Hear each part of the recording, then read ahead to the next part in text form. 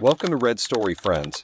I'm excited to share my new story with you, based on real emotions and experiences. It's a tale of betrayal, pain, and the search for a new beginning. If you enjoy it, don't forget to subscribe so you won't miss my other stories. Your support means a lot to me. My sister's husband lost his mind when I revealed that I was in a romantic relationship with someone else. This is just a vent post, but any advice would be appreciated. Context: I'm Ashley 17F, my sister, who we'll call Jess 25F, has been married for 2 years to her husband, Jake 34M. They got together when she was just starting college and have been together since. As far as I know, they'd never had any problems, and any time they came around to visit they literally seemed like the model relationship. My parents never really made any of the right choices in life, and because of this my sister basically raised me herself. I'm so grateful to her for this, and I know that she had to make so many sacrifices to be able to do so. When she was in college, I'd make sure to call her at least like 3 times a week just to get updates and see how she was doing. In these conversations she'd talk about schoolwork, what she was planning to do, and then she'd talk about Jake. She described him so wonderfully that it literally upped my own standards of love. For example, all the flowers she got, all the beautiful dates she went on, and how he treated her so amazingly. After living with my parents who should have gotten divorced a long time ago, I wasn't someone who had a guide of what a healthy relationship should look like. So I became quite close with Jess and Jake. It had always been me and my sister growing up, so when she introduced me to Jake it felt like I finally had an older brother. Eventually, Jess and Jake moved in together, got engaged, and now they're married. My parents ended up kicking me out because I refused to pay them rent. I have a job at a luxury horse ranch, and there's a few perks that let you use their horses to practice. They'll offer free lessons with a riding instructor. And all around I just love my job too much. I didn't want to leave it. Due to these perks though, my pay isn't that good. And for how much my parents were asking for, I'd have to get a second job or quit to find one that pays enough. So I found myself living with Jess and Jake. Jake works from home, so unless he's taking Jess out or at the gym, he's at home. He makes enough money doing whatever it is he does. Or at the gym, he's at home. He makes enough money doing whatever it is he does. I have no idea what he actually does, but Jess told me that it was his family's company. So that explains it, I guess. Recently, they came to me and told me that they were expecting. And obviously, I was very excited for them. But my sister has had a few miscarriages in the past, and we needed to be extra careful with her. This has turned out to be a very complicated pregnancy for my sister, even in these early stages, so it's very high risk. Hopefully this is enough for you to get a clear idea of what's going on. My parents had an old car that I was allowed to drive to work and school, but after they kicked me out I could no longer use it. This was a bummer as I always liked the sense of freedom that having a car gave me, but whatever, I'll get over it.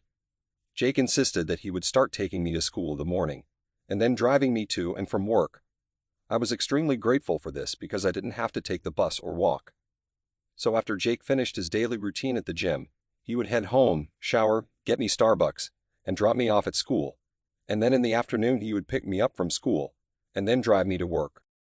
At the end of my shift, he was usually waiting outside or on the way, so it was really a great help, and I was so thankful that he would take so much time out of his day to help me. In the car, we end up talking and having conversations, whether it was about Jess or the plans for the baby, but he always asked me if I was dating someone or had a crush on them. He'd wink and be like, "You're so beautiful, it's not possible. There's got to be something you're hiding from me. Come on, you can tell me. You know I can keep a secret, just tell me." I mean, there was a guy, I'll give him that, but it was too early to talk about. Which meant I ended up being vague because I didn't want to lie to him.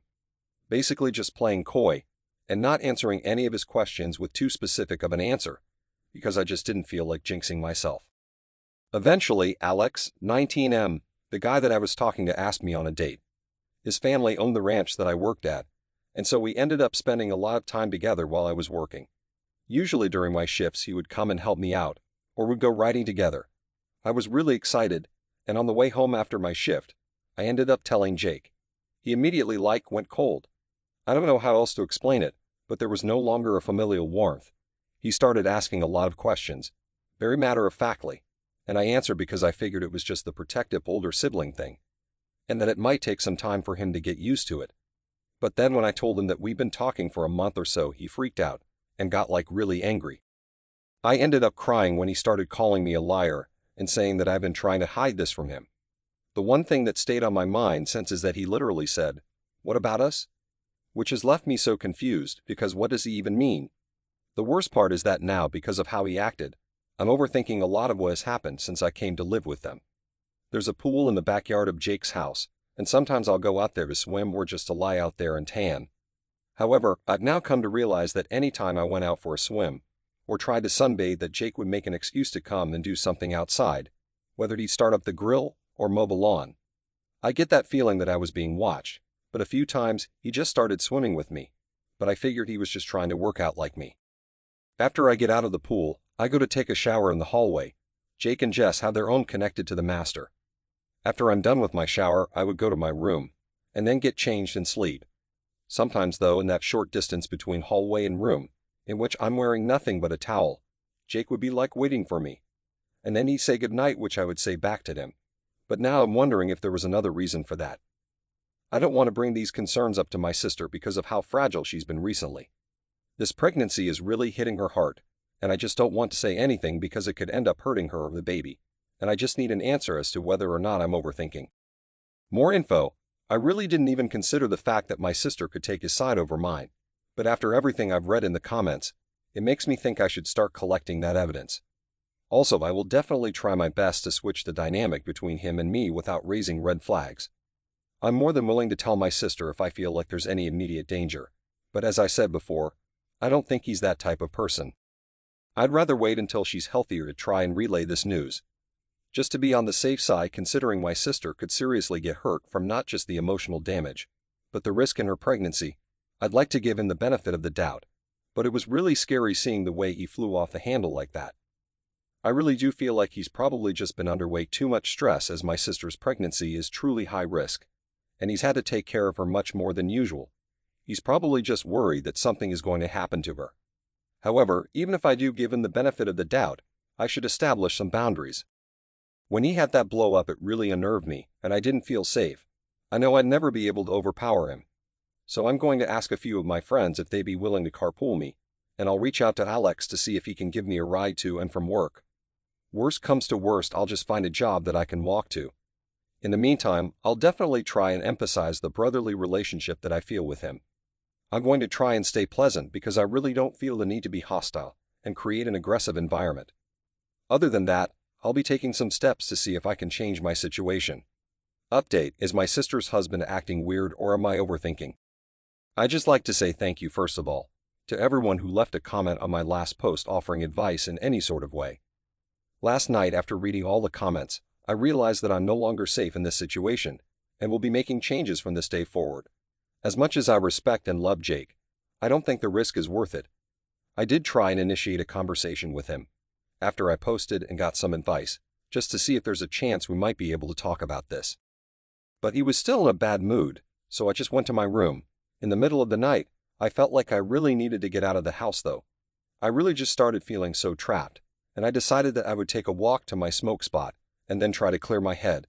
I'm not even there 15 minutes before I get a text asking, "Where are you?" from Jake. Then my phone starts blowing up off the hook. He's calling and calling and calling. I don't think I can describe the fear going through me. I wanted nothing else in the world than to be left alone. Eventually, I picked up the phone, which led to a flurry of insults being thrown my way. Apparently, I'm a effing princess who always gets her way, and how I deserve to be treated like the slut I am. Then he told me to send him my location, which absolutely was not effing happening. So I told him to take a breather and think about what he just said to me. I did end up calling Alex afterwards, who thankfully picked up and explained everything to him. I'm really not sure how much he understood, considering I was literally shaking and crying so violently. But he ended up driving over to my spot and asking a few more questions about the entire situation while he tried to calm me down. I was able to relax, eventually, and told him everything again with a clearer head. Throughout all of this, my phone had been ringing off the hook, but assuming that it was Jake, I just let them keep going. Eventually, I can see that it's my sister's phone calling me, and despite knowing that there was a good chance that it was Jake on the other end, I still picked up. It was indeed Jake, who unleashed another flurry of insults at me, loud enough for Alex to hear, and take the phone from my hand. He told Jake to shut the fuck up, and that I'm safe, then hung up. Afterwards, he just told me that it was going to be okay, and not to worry about it. He ended up driving me all the way to the ranch, and told his parents about what happened and my current situation.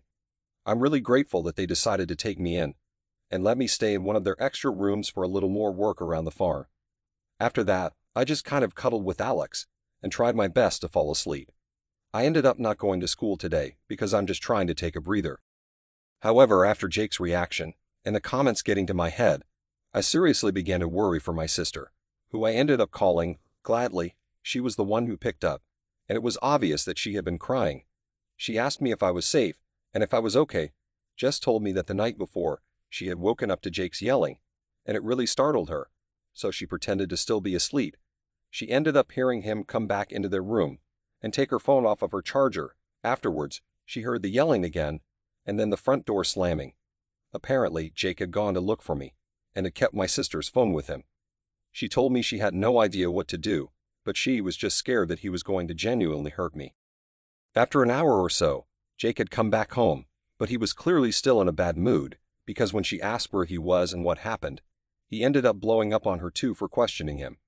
She said she'd never seen him this angry before, and he was literally wrecking furniture. After a few minutes of this, he had gotten back into the car and left, but thankfully left her phone on the counter.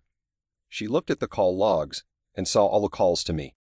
While Jake was gone, she ended up calling a friend to pick her up, and then tried reaching out to me, which at that point I was sleeping. But she told me she was scared that he had found me. She told me she was really sorry for not being able to protect me herself, and failing to see that this was happening. Jess asked me why I didn't tell her about any of his behavior, but I told her that I didn't want to stress her out with the pregnancy, and then we both had a long cry. Apparently, my parents are allowing her to move back in rent-free because they want to help raise their grandbaby. If this had been an option in the first place, none of this would have happened. But I digress. My sister and I ended up going out for dinner, where I showed her my post. We cried again. She told me that she'd never been scared of him before, but after seeing his anger the night before, she was shaken. Both of us still need to get our stuff, but we're going to reach out eventually and set a date that we can move all our shit out. My dad and Alex will both be there, just in case he tries to pull anything. According to my sister, he has tried to reach out and apologize so many times, but he just claims that he was worried for my safety and that I shouldn't be out at night. He'd had no idea that she could hear exactly what he was yelling at me, so she knew for a fact he was lying. Jess let him know that she'd be filing for divorce, and then hung up. I love my sister and I wish her nothing but the best in life. I know she will recover from this and find an amazing man that loves her and only her. In other news, Alex and I are going on a date next week, so I'm pretty happy about that.